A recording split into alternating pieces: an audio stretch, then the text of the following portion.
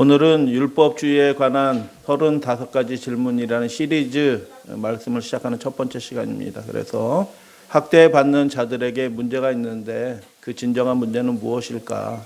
어떻게 해결될 것인가? 라는 것을 제목으로 율법주의와 율법적인 것을 구별해야 될 필요가 있겠다라는 말씀 드리도록 하겠습니다. 토마스 테일러라는 영국 청교도 성직자가 있어요.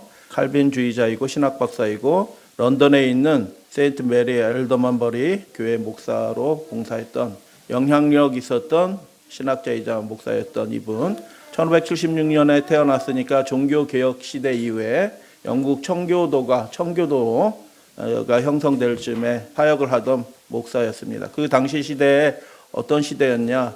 몇몇 사람들이 믿음에 대해서 오해한 사람들이 생겨나면서 믿음으로 구원 얻는다라고 얘기하면서 율법을 부정하는 사람들이 생겨나기 시작했어요. 그래서 율법을 파괴하고 참된 복음의 신앙을 교란시키는 자유주의자들도 있었고 도덕률 폐지론자들, 십계명 중요하지 않은 것처럼 그렇게 가르치는 사람들이 생겨났습니다. 그 당시에도 그런 사람들이 있었던 것처럼 오늘날도 많은 교회 신자들이 믿으면 구원 얻지 하나님의 율법과 계명과 십계명 그렇게 중요하지 않은 것처럼 곁다리처럼 가리키는 많은 사람들이 있어요. 그런데 그 청교도 목사였던 토마스 테일러는 뭐라고 얘기했냐면 어떤 신하가 자기 군주에게 복종하겠습니다라고 그렇게 고백하면서 나는 군주의 어떤 법 아래도 있지 않겠습니다라고 말하는 것이 우스운 일이다. 그럴 수 없다. 그런데 하나님이 왕이시다라고 얘기하면서 나는 하나님이 명하신 그 법 아래 있지 않다라고 말하는 것이 이런 모습이다라고 은유적으로 비유적으로 말했습니다. 율법에 관한 이 시리즈 말씀이 죄의 문제로 슬퍼하시는 분에게, 악의 문제로 고민하시는 분에게 자그마한 빛이 되기를 바랍니다. 죄와 악과 정의의 문제는 개인적인 문제이기도 하면서 역사적인 문제예요. 이 세상 가운데서 해결되어야 될 문제이다라는 것입니다. 그리고 그 죄, 악, 정의의 문제는 예전에도 있었고 지금도 있는 것입니다.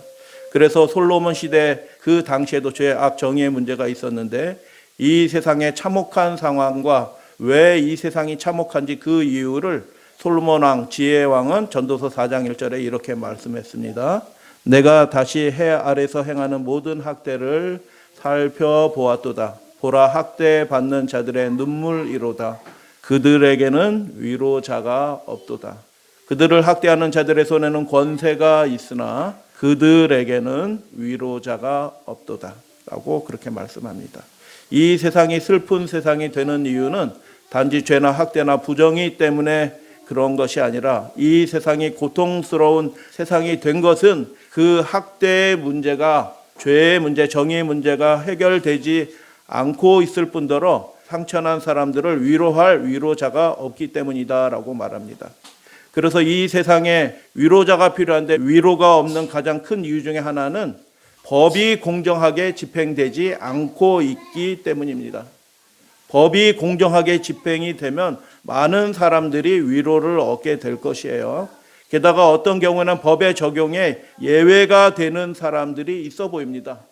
보통 사람들은 감옥에 들어가서 고생하고 나와야 될 그 죄보다 훨씬 큰 죄를 지었음에도 불구하고 어떤 사람들은 오히려 소리를 뻥뻥 치면서 멀쩡하게 지내고 있는 모습을 실제로 우리 세계 속에서도 보고 있습니다. 그래서 그런 세상을 바라보면서 위로를 받지 못하는 사람들이 많이 있습니다. 그래서 그런 모습에 대하여 어떤 사람은 분노합니다. 어떤 사람은 자조합니다. 세상이 뭐 그렇지. 그리고 어떤 사람은 변혁을 시도합니다. 혁명하려고 하는 사람도 있어요. 그러나 그럴수록 갈등은 더 커지고 행복감은 줄어듭니다. 그래서 우리 인생이 마치 슬픔과 비극의 순환 열차 위에 올라탄 그런 인생처럼 보입니다. 위로가 제공되지 않는, 위로자 없이 학대와 눈물이 계속되는 이 비극적인 세상을 지혜자는 뭐라고 표현했냐면 해 아래에 이런 일들이 있다라고 그렇게 말하는 것입니다. 보라, 학대받는 자들의 눈물이로다. 그들에게 위로자가 없도다. 라고 말씀하는 그런 현실들이 오늘날에도 있는 것입니다. 그런데 반대로 학대하는 자들은 그러면 멀쩡한가? 그렇지 않다라는 것입니다. 그들도 해 아래서 살아가는 가련한 인생이다. 학대하는 자와 학대받는 자 모두가 해 아래서 신음하는 가련한 인생이다라고 그렇게 말합니다. 여러분, 그래서 불공평과 그 부정의로 인해서 고난받는 사람들의 문제는 학대하는 자들의 문제가 아니고 더 본질적인 문제는 그들을 위로할 위로자가 없다는 것이 진정한 문제예요. 그래서 이 비극을 영원히 끝낼 위로자가 필요하다. 학대받는 자들을 혁명을 일으켜서 뒤집어 벗어 그들을 다 척결하면 그 문제가 해결되는 것이 아니라 이 죄와 정의의 문제를 영원히 끝낼 위로자가 필요하다. 그래서 인류에게 필요한 것이 무엇일까요? 먹구름 사이로 간혹 비춰오는 햇볕과 같은 그런 위로가 아니라 죄와 악과 부정의를 영원히 끝내고 구원과 정의를 한낮의 광명처럼, 대낮의 광명처럼 가득하게 할 그런 위로자가 필요하다라는 것을 솔로몬은 바라본 것입니다. 그 위로자가 누구일까요? 전도서 4장 1절의 말씀을 다시 주목해서 보시게 되길 바랍니다. 그 위로자가 누구일까요? 내가 다시 해 아래에서 행하는 모든 학대를 살펴보았도다라고 얘기합니다. 해 아래의 모든 일들을 살펴봤더니 해 아래는 뭐가 없다?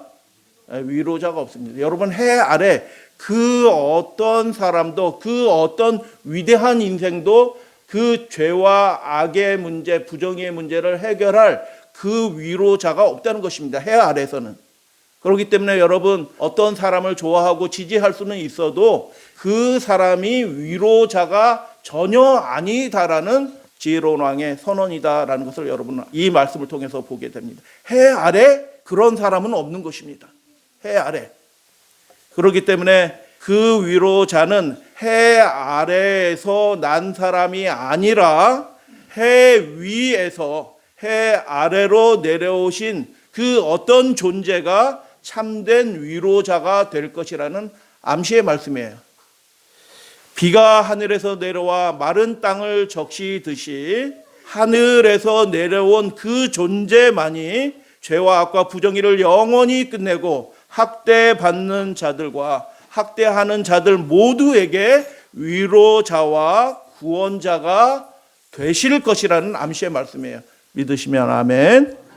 그렇기 때문에 그 하늘에서 비가 이 땅에 내려와서 이 마른 땅을 적셔주는 것처럼, 그 은혜의 단비가 이 세상 모든 땅을 적셔주는 것처럼 하늘에서 내려온 그 존재, 해 위에 있던 그 존재만이 이 땅에 벌어지는 죄와 악과 부정의 문제를 해결할 영원한 완전한 위로자가 될 것이라는 암시의 말씀이 전도서 4장 1절의 말씀이에요.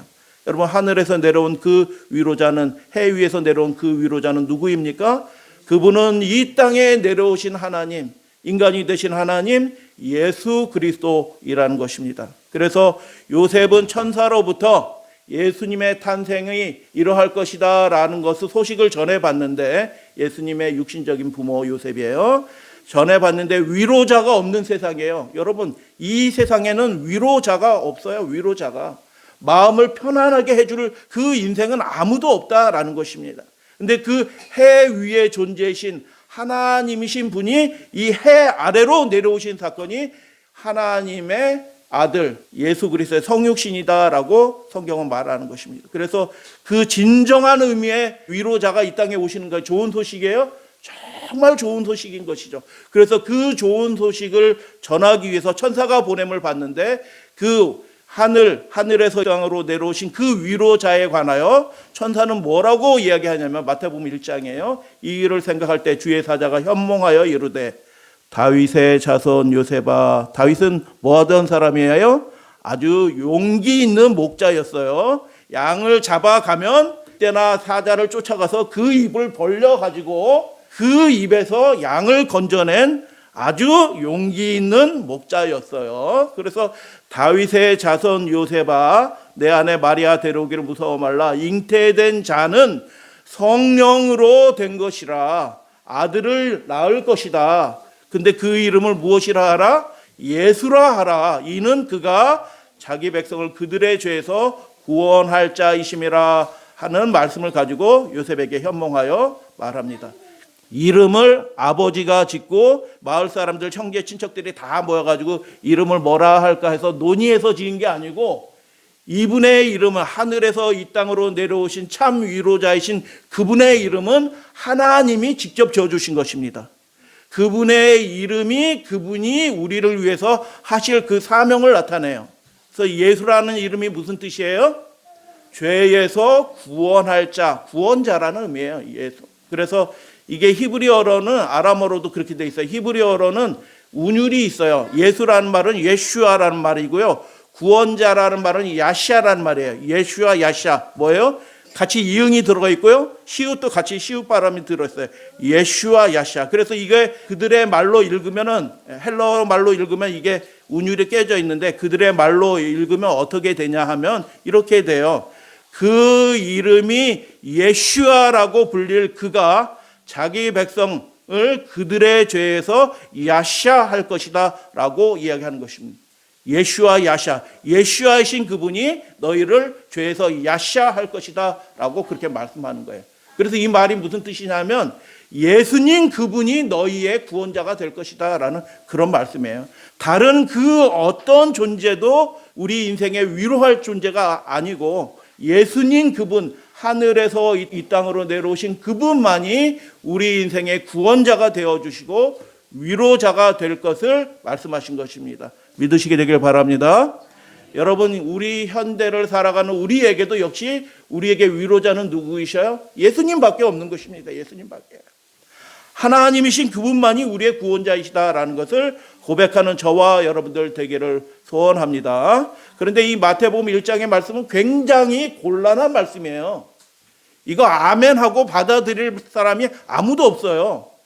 여러분, 이 말씀을 당연한 것으로 여러분 받아들이면은 아무런 의미가 깨달아지지 않아요. 근데 천사가 이거 전한 이 말은 그들이 도무지 받아들일 수 없는 말을 요셉에게 전한 것이에요. 왜요? 그 이름을 예수라 하라. 이는 그가 자기 백성을 그들의 죄에서 구원할 자라고 말씀한 것입니다. 왜 이 말씀이 받아들이기 힘든 말씀이냐 하면 그 당시에 이스라엘 사람들은 어떤 사람들이에요? 로마에서 정말 학대받는 자들이었어요. 뭐 받는 자들? 학대받는 자들이고 그 학대받는 자들에게 위로자가 없어서 신음하던 백성들이 이스라엘 백성들인 것입니다. 그런데 천사가 와서 하는 말이 무엇이에요? 로마에 의해서 그렇게 참혹한 만행을 당하던 그 시대에 로마 놈들의 죄에서 툭하면 사형식을 쳐지르고 십자가형을 하고 있는 미친 왕 헤롯 그놈의 죄가 아니라 또한 율법을 모독하고 성스러운 제단에서 학살을 자행하는 빌라도만 그렇게 한 것이 아니라 나중에 헤롯도 그렇게 합니다. 제단에서 예배드린 사람을 학살하는 그런 빌라도와 같은 총독의 죄가 아니라 하나님의 백성의 죄에서 그들 백성의 그 죄에서 그들을 구원하려 하신다라는 말씀이에요. 이게 놀라운 말씀이에요. 그 못된 놈들의 죄에서 우리를 구원해 주신다는 얘기가 아니고 너희들의 그 죄에서 구원할 자가 오신다라는 그런 말씀이에요. 문제는 학대하는 자들에게 문제가 있는 것이 아니라 너희에게 문제가 있다라고 그렇게 말씀하시는 거예요. 이 세상에 부정의를 가져오고 악을 행하는 그 사람, 학대하는 자들의 문제가 아니라 진정한 문제는 어디에 있냐 하면 너희들 자신에게 있다라고 말씀하는 것입니다. 학대받는 그들에게 천사가 전한 말은 그거예요. 그래서 얼마나 당황스러운 얘기입니까? 근데 이 말씀의 의미가 무엇이에요? 구주께서는 하늘에서 이 땅으로 내려온 그 위로자에게서는 바로 그 일을 하려고 이 땅에 내려오셨다는 것입니다. 우리 인생을 정말 불행하게 만드는 일이 뭐예요? 우리 인생에 해결되지 않는 그 죄의 문제 때문에 우리 인생이 불행해지는 것입니다. 마귀에게 노예가 되는 것입니다.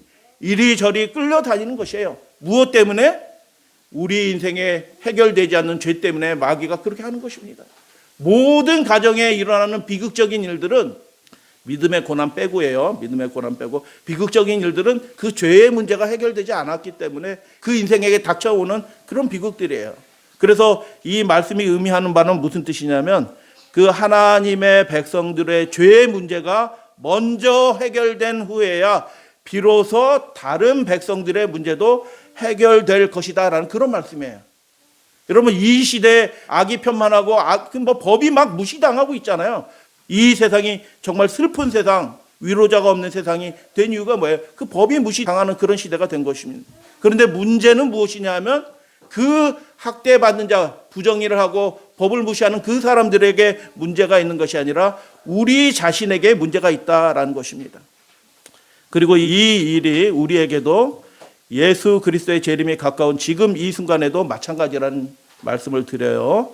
하나님의 백성이라고 불리는 사람들의 그 죄의 문제가 먼저 해결된 후에 비로소 땅끝까지 복음이 전파되고 복음이 완성되는 그 일들이 일어나게 될 것이다 라는 그런 말씀이에요.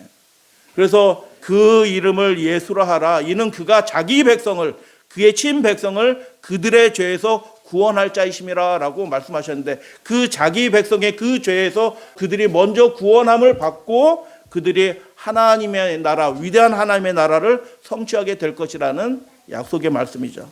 이 마지막 시대도 역시 하나님의 백성들의 죄의 문제가 해결되어야 되는 것입니다. 그런 백성이 탄생하고 준비가 될 때 이 세상 죄악의 역사가 끝나게 될 것이다라는 예언적인 말씀이에요. 그래서 죄와 뗄 수 없이 하나로 연결된 것이 율법이에요. 하나님의 법이에요. 1차적으로 율법이 죄를 규정하기 때문에 그렇습니다. 이 세상 법은 공정하게 집행되지 않고 있어요. 그러나 하나님의 법은 그렇지 않습니다. 하나님의 법이 지켜지지 않기 때문에 역시 이 세상에도 비극적인 일이 시작이 되었죠. 그래서 지금 율법의 문제에 대해서 우리가 살펴보고 있잖아요.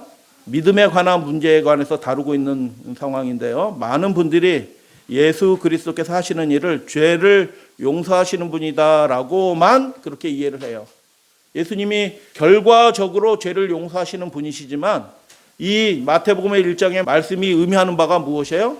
그들의 죄에서 그들을 구원하신다는 뜻이에요. 죄와 그들을 분리시킨다라는 하나님의 약속의 말씀이에요. 그렇기 때문에 죄에서 구원한다는 것은 그 이상의 의미가 있다. 단순히 용서한다는 그런 의미, 그 이상의 의미가 있다라는 것입니다. 또한 상당히 많은 교회 분들이 예수님에 대해서, 믿음에 대해서, 율법에 대해서 어떻게 생각하냐면 하나님의 아들이 왔으니 이제 믿으면 되지, 이제 율법은 필요 없어졌다라고 생각합니다. 정말 그렇게 생각하고 믿고 가르치는 사람들이 굉장히 많이 있어요. 이런 생각은 성경적으로 보아도 상식적으로 보아도 크게 빗나간 생각이다라는 것입니다. 앞으로 쭉 그렇게 말씀을 드릴 거예요. 이렇게 뒤틀린 복음을 믿고 있으니 오늘날 많은 분이 율법과 은혜를 대립관계로 오해합니다. 은혜는 좋은 것, 율법은 속박하는 것, 이렇게 가르치고 그렇게 믿고 있어요. 오해하고 있는 것입니다. 당연히 율법과 성령과의 관계는 생각하지도 않고 가르치지도 않아요. 어떤 교회에서도 그것을 가르치지 않아요. 하나님의 말씀이 보장하고 있는 참된 복음이 바로 그것인데 율법과 성령의 관계를 아무도 가르치지 않아요. 그 결과가 무엇입니까? 율법주의적인 것과 율법적인 것을 구분을 못하는 것입니다. 사람들이, 백성들이. 참된 믿음과 유사 믿음을 구분하지 못하는 거예요. 참된 믿음이 예수 그리스도를 통해서 나타났는데 그 믿음과 율법주의적인 믿음, 유사 믿음을 구분하지 못하는 눈먼 상태에 있다라는 것입니다. 이런 오해들이 예수 그리스도를 통해서 주어지는 그 구원을 오해하게 만들고 유사복음을 만들었어요. 그 쓴 열매가 무엇이냐면 오늘날 신자라고 불리는 사람들이 그리스도 안에서 살고 있지 않아요. 그래서 세상에 속하여 살고 세상에 버타여 살게 된 것이고 하나님도 모르고 율법도 모르는 세상 사람들에게 그리스도인 하나님의 백성이라고 하는 사람들이 물어뜯기고 있어요. 그런 형편이 된 것입니다. 왜 그런 형편이 됐다고요? 주여 주여 하고 믿음 얘기하는데 그 실체적인 본질은 잊어버린 것입니다. 하나님을 왕이라고 부르면서 왕이신 하나님이 명령하신 그 명령과 율법과 계명은 다 버린 것입니다. 죄에서 자유하라고 말씀하셨는데 율법으로부터 자유를 얘기해요. 그러니까 그들의 믿음이 엉망진창이 된 것입니다. 능력이 없는, 성결함이 없는 그런 믿음이 된 것입니다. 그래서 그 결과가 무엇이냐면 사람들이, 이 세상 무신론자들이 이 세상에 멸망하는 짐승과 같은 그 사람들이 하나님의 백성을 향하여 손가락질하고 욕하는 시대가 된 것입니다. 왜 그랬다고요? 하나님의 법이 무시되고 있기 때문에 그래요. 누구에 의해서 무시돼요? 하나님의 백성이라고 불리는 그 사람들에 의해서 하나님의 법이 무시되고 있기 때문에 그런 일이 벌어졌습니다. 에덴 동산에 죄가 들어온 이유가 무엇입니까? 하나님의 법이 무시될 때 죄가 들어온 것입니다. 예수님 당시에 문제된 것도 역시 그 법이었고, 청교도 시대에도 자유주의 막 들어오면서 믿음 주여 하면서 율법이 필요 없는 것처럼 가리키는 사람들이 막 시작이 되니까 그 당시에도 법이 문제가 된 것이고, 예수께서 재림하시기 직전인 이 시대에도 이 시대 사람에게도 역시 문제가 되는 것은 하나님의 법이에요. 그래서 계시록 11장 19절에 7 대접 재앙이 시작되기 직전에 하나님의 하늘 지성소를 열어서 보여준 것이 뭐예요? 하나님의 법이에요. 하나님의 법. 그래서 이 세상이, 해 아래 이 세상이 비극적인 세상이 되고 위로자가 없는 세상이 된 가장 중요한 이유는 하나님의 법이 무시당했기 때문에 벌어진 일들이에요. 그래서 그리스도인이 물어뜯김을 당하는 이 슬픈 세상에서 죄와 법을 올바로 이해하는 것이 복음이 될 것이라고 여러분 믿으시게 되기를 바랍니다. 고린도전서 4장에 보면 바울이 이렇게 이야기했죠. 예수님께서 정말 우리 삶에서 보고 싶어하는 게 뭘까? 악기를 잘 연주하는 것일까? 빨리 다름박질을 하는 것일까? 굉장히 큰 부를 얻는 것일까? 그 당시의 지도자의 덕목인 것처럼 수사수를 배워서, 논변수를 배워가지고 말을 잘하는 것일까? 아니다라는 것입니다. 맡은 자에게 주님께서 기대하시는 것은 무엇이냐 하면 예수님께서 우리의 삶에서 보고 싶어 하는 게 있어요. 우리의 삶을 통해서 보고 싶어 하시는 것이 있는데 그것은 충성이다라는 것입니다. 우리 그리스도인 신앙의 가장 본질적인 것은 하나님의 명령에 그분과의 관계에서 충성됨이에요. 충성됨. 믿으시게 되길 바랍니다. 어떤 불운했던 가난한 사람이 어느 날 랍비에게 가서 하소연했어요. 그가 이렇게 얘기합니다. 랍비님, 저를 도와주세요. 제가 정말 무엇을 해야 될지 모르겠어요.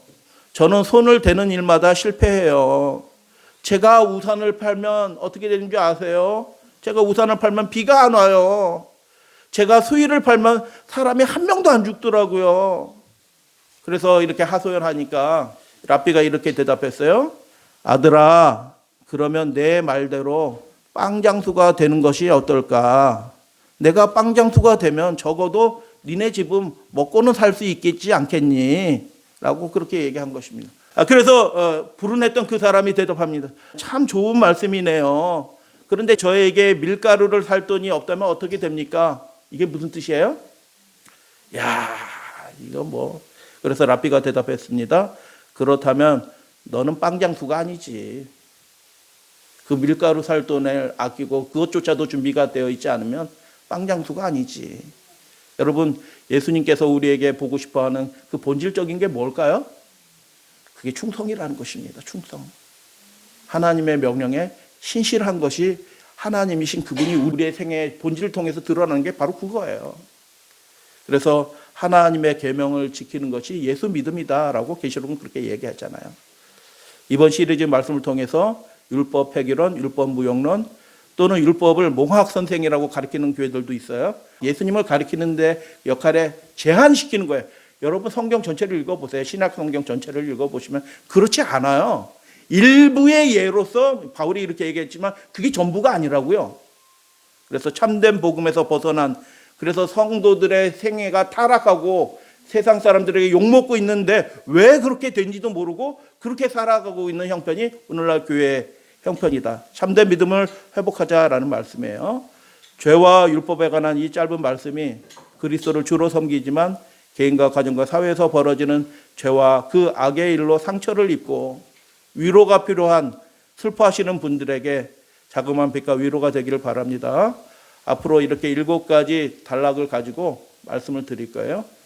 율법주의, 율법 무용론에 관한 막연한 논리들이 있어요. 성경적이지 않은 논리예요. 그러나 많은 교회 강단에서 그대로 그렇게 가리키고 있는, 성경에 없는 논리로 가리키고 있어요. 율법에 대해서. 속박으로 가리키고 있어요. 성령을 완전히 율법과 분리시켜서 이상한 것으로 만들어놨습니다. 언약의 그 핵심적인 내용이 무엇인지 모르고 있어요. 여러분, 하나님이 우리에게 구하시는 것이 무엇인지 아십니까? 우리가 그분 안에서 완전하게 되기를 원하시는 겁니다. 그런데 많은 교회가 그냥 괜찮아 있는 그대로 오면 예수님이 받아주셔. 아멘? 아멘이에요. 시작은 그렇게 시작하는 것입니다. 시작은 그렇게 시작하는데 그 나중은 어떻게 해요? 거룩하신 분이 통치하시는 거예요. 그에게 생명의 열매를 가득 맺게 하시는 생명의 하나님, 대권을 가지신 하나님이 역사하시는 것입니다. 그분께서 그래서 믿는 자들에게, 맡은 자들에게 요구하시는 것이 무엇이냐면 완전이에요. 그리스도 안에서. 그것을 이루려고 밤낮 쉬지 않으시는 하나님이 살아계시다라는 것을 여러분 믿으시게 되길 바랍니다. 믿음의 높은 표준을 가지고 살아가야 될 시대인 것입니다. 근데 청교도 시대도 그랬고 어떤 사람들이 있냐면 믿기만 하면 돼. 우리가 그 믿음으로 구원 어찌하고 율법을 하나님의 율법을 그냥 팽개치고 그냥 되는 대로 살아가는 사람들이 그 당시에도 있었고 이 마지막 시대도 그렇게 많은 사람들이 그렇게 살아가는 것입니다. 여러분 우리가 하나님 앞에 평가를 받게 될 거예요. 믿음으로 평가받나요? 당연히 믿음으로 평가받죠. 근데 그 믿음이 뭘로 드러나요? 행위로 드러납니다. 여러분 계시록이나 로마서나 갈라디아서 다 전체를 살펴보세요. 하나님이 심판하시는 근거는 그 사람의 행위인 것입니다. 믿음의 행위인 것입니다. 그래서 행위로 드러나지 않는 믿음은 믿음이 아니에요. 사실은 없는 것이에요. 그래서 여러분 행위를 자꾸 부정적인 것으로 묘사하는 사람들이 이 강단에서 많은 교회들이 그렇게 말하고 있어요. 아닙니다. 예수님은 그렇게 말씀하지 않아요. 그리고 율법 준수를 얘기하면 자꾸 두려운 마음을 갖게 하는 것처럼 하나님을 두려운 분으로 설명하는 것처럼 그렇게 왜곡하는 사람이 있어요. 여러분 그것을 좋아하는 존재가 있는데 누군지 아십니까? 마귀 사탄이 그렇게 좋아해요. 율법을 순종하고 하나님의 계명에 순종하라. 그렇지 않으면 심판받고 뭐 등등등 한다니까 심판받는구나 하고 두려운 마음을 갖게 하는 포커스를 어디에 맞추는 거예요? 심판에 갖다 맞추는 것이 마귀가 좋아하는 일이에요. 그래서 그 문제에 대해서 앞으로 살펴볼 거예요. 다시 한번 청교도 신학자였던 테일러의 말을 다시 한번 읽어드리기 원합니다. 어떤 신하가 자기 군주에게 하나님께 왕이신 하나님께 제가 복종합니다 라고 고백하면서 그러나 나는 하나님의 그 어떤 법 아래도 있지 않습니다 라고 말할 수가 있겠습니까? 그렇게 할 수 없는 것입니다. 하나님에게 복종한다는 것은 무슨 뜻이에요? 그분의 율법과 그분의 계명에 복종한다는 뜻이에요. 그분의 말씀에 복종하는 사람이 하나님께 복종하는 사람인 것입니다. 근데 오늘날 많은 사람들은 그 율법에 복종하고 하나님의 말씀과 계명에 복종하는 일은 다 갖다 버리고 어떻게 해요? 그냥 주여 주여 믿음 믿음 이렇게 막연한 추상적인 것에 이렇게 이야기하고 있는 시대가 된 것입니다. 내가 다시 해 아래서 행하는 모든 학대를 살펴보았도다. 이 땅에서 일어나는 모든 비극적인 일은 무엇으로부터 시작이 됐냐 하면 그 법이 하나님의 법이 무시되었을 때 그 비극이 시작이 되었어요. 근데 이 땅 인간으로서는 이 땅에 시작된 보물처럼 밀려들어온 그 죄와 악의 문제를 인간으로서는 해결할 존재가 아무도 없다. 그래서 해 아래에서는 뭐가 없다? 위로자가 없도다라고 그렇게 선언하는 것입니다. 그러나 우리에게 소망은 무엇입니까? 이 해 아래는 위로자가 없었는데 참된 위로자가 하늘로부터 이 땅으로 내려오셨다. 해 위에 계신 분이 이 땅 아래로 내려오셨다. 그 분이 우리를 우리의 죄에서, 누구의 죄에서? 이 시대에 예배를 핍박하고 공산주의를 들으려고 하는 이 땅의 악한 사탄의 종로를 타는 권세자들의 죄에서 우리를 구원하는 것이 아니라 우리가 아직 포기하지 못하고 우리 가운데 붙어있는 우리의 연약한 가운데서 하나님이 우리의 죄에서 우리를 구원하실 자다라고 말씀하는 것이에요. 우리가 그것을 경험하게 될 때 비로소 이 땅의 마지막 복음 사업이 이제 완수되는 그 일이 시작이 될 것입니다. 우리의 죄에서 구원할 그분이 계시다라는 것을 믿으시게 되길 바랍니다. 예수님께서는 죄와 상관없이 사셨습니다. 율법주의자죠. 여러분 예수님이 죄와 상관없이 사실 수 있었던 이유가 무엇이에요? 죄를 거부한 것입니다. 하나님의 계명과 율법의 말씀에 순종하기로 선택한 거예요. 예수님은 율법주의잖아요. 그렇죠? 하나님의 계명에 순종하기로 그렇게 고지식하게 해서 그렇게 살았으니 예수님은 율법주의자잖아요. 아니라는 것이죠. 예수님은 구원의 모델이신 분이셔요. 우리의 구원의 모델이신 분이에요. 그래서 예수께서 죄와 상관없이 사셨던 것처럼 메시아 왕이신 예수 그리스도께서 통치하시면 그의 백성도 죄와 상관없이, 히브리서 9장 말씀대로 죄와 상관없이 그분의 다시 오심을 기다리는 자가 되게 해주시는 분이셔요. 할렐루야, 아멘. 죄와 상관없이 그의 다시 오심을 기다린 자가 된다는 뜻이 무엇이에요? 하나님의 말씀을, 그분의 계명을 기쁨으로 순종하는 사람이 된다는 거예요. 그 율법의 말씀을. 그래서 예수님의 신앙이 율법주의가 아닌 것처럼 죄와 상관없이 살려고 기도하고 분투하는 그 사람의 행위는 하나님께서 기쁘시게 받는 의의 열매다라는 것을 앞으로 말씀드릴 거예요. 그래서 율법주의와 율법적인 것은 완전히 다르다. 예수님의 생애가 죄에 대해서 결단하고 그것을 거부함으로 순결하게 사셨는데 그게 어떻게 율법주의냐?